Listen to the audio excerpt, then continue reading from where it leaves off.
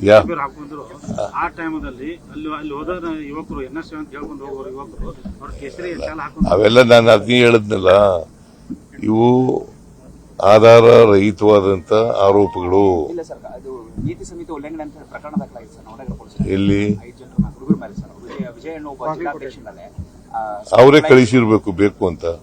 ಇಲ್ಲ ಸರ್, ಅವರು ಹುಡುಗರು ಒಪ್ಕೊಂಡಿದ್ದಾರೆ ಸರ್. ನಾವು ವಿದ್ಯಾರ್ಥಿಗಳ ಜಾಗೃತಿ ಮೂಡಿಸ್ಲಿಕ್ಕೆ ಹೋಗಿದ್ವಿ ಅಂತ ಹೇಳಿದ್ರೆ, ಬಟ್ ಅದರಲ್ಲಿ ಏನಾಗಿದೆ ಅಂದ್ರೆ ಕರಪತ್ರದಲ್ಲಿ ಬಿಜೆಪಿ ವೋಟ್ ಹಾಕಿದ್ರೆ ನೀವು ಜೈಲು ಸೇರಿಸ್ತೀರಿ ಅನ್ನೋ ಕರಪತ್ರದಲ್ಲಿ ಪ್ರಿಂಟ್ ಮಾಡಿಸಿ ಹಂಚಿದ್ದಾರೆ ಸರ್.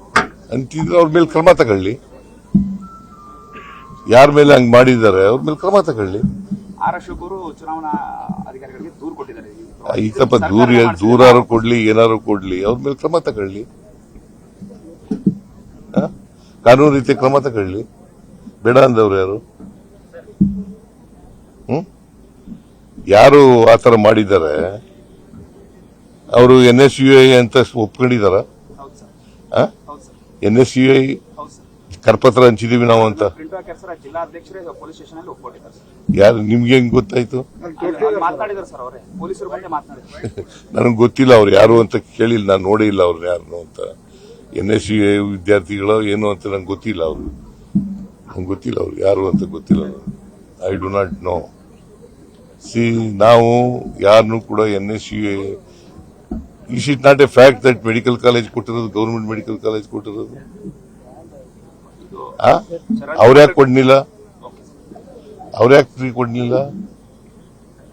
4 ವರ್ಷ ಇದ್ರಲ್ಲಪ್ಪ ಅಧಿಕಾರದಲ್ಲಿ, ಅವ್ರ್ಯಾಕೆ ಗೌರ್ಮೆಂಟ್ ಮೆಡಿಕಲ್ ಕಾಲೇಜ್ ಕೊಡ್ಲಿಲ್ಲ? ಚರಂತಿ ಮಟ್ಟು MLA ಇದ್ರು ಅದಕ್ಕೆ ಕೊಡ್ಲಿಲ್ವಾ? ಅವರು ಪ್ರೈವೇಟ್ ಮೆಡಿಕಲ್ ಕಾಲೇಜ್ ನಡೆಸ್ತಾರೆ ಅದಕ್ಕೋಸ್ಕರ ಕೊಡ್ಲಿಲ್ವಾ?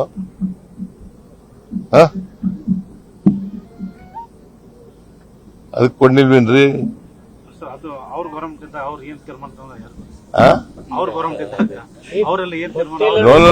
4 ವರ್ಷ ಇದ್ರಲ್ರಿ ಅವರು. ಯಾಕೆ ಗೌರ್ಮೆಂಟ್ ಮೆಡಿಕಲ್ ಕಾಲೇಜ್ ಕೊಡ್ಲಿಲ್ಲ? ಬಾಗಲಕೋಟೆಗೆ ಗೌರ್ಮೆಂಟ್ ಮೆಡಿಕಲ್ ಕಾಲೇಜ್ ಬೇಕಾಗಿತ್ತ ಬಿಡ್ಲ್ವಾ? ಅಗತ್ಯ ಇತ್ತು. ಅದನ್ನು ಕೊಡಿಸ್ತವ್ರು ಯಾರು?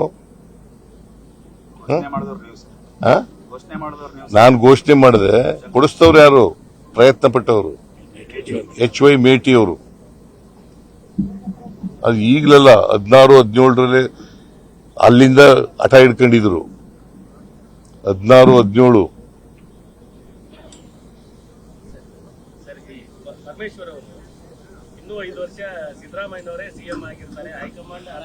ಅದು ಹೈಕಮಾಂಡ್ ತೀರ್ಮಾನ ಮಾಡ್ತದಲ್ಲ, ಅದ್ರ ಬಗ್ಗೆ ಹೈಕಮಾಂಡ್ನವ್ರು ತೀರ್ಮಾನ ಮಾಡ್ತಾರೆ. ಹೈಕಮಾಂಡ್ನವರು ತೀರ್ಮಾನ ಮಾಡ್ತಾರೆ ಲೀಡರ್ ಯಾರು ಇರಬೇಕು, ಮುಖ್ಯಮಂತ್ರಿ ಯಾರು ಮುಂದುವರಿಬೇಕು ಅಂತ ಹೇಳೋದು ಹೈಕಮಾಂಡ್ನವ್ರು ತೀರ್ಮಾನ ಮಾಡೋದು.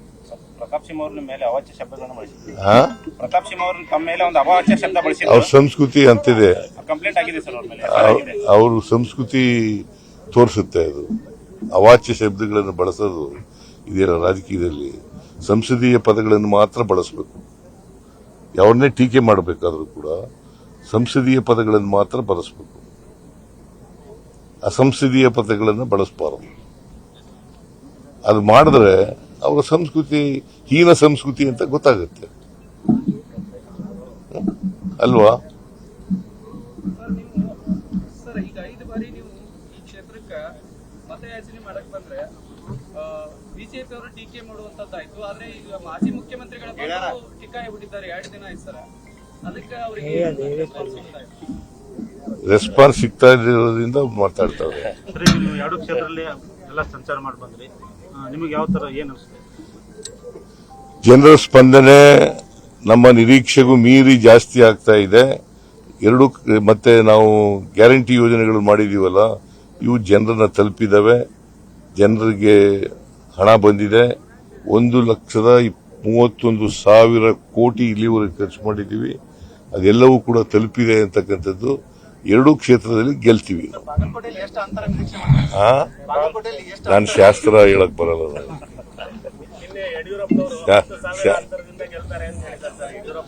ನನಗೆ ಶಾಸ್ತ್ರ ಹೇಳಕ್ ಬರಲ್ಲ.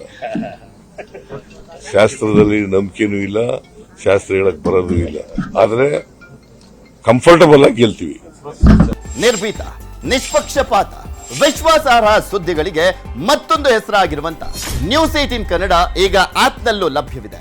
ದಯವಿಟ್ಟು ಇಲ್ಲಿರುವ QR ಕೋಡ್ ಅನ್ನ ಸ್ಕ್ಯಾನ್ ಮಾಡಿಕೊಂಡು ಆಪ್ ಅನ್ನ ಡೌನ್ಲೋಡ್ ಮಾಡೋದಕ್ಕೆ ಮರಿಬೇಡಿ. ನಿಮ್ಮ ಬೆಂಬಲ ಹೀಗೆ ಸದಾ ನಮ್ಮೊಂದಿಗಿರಲಿ.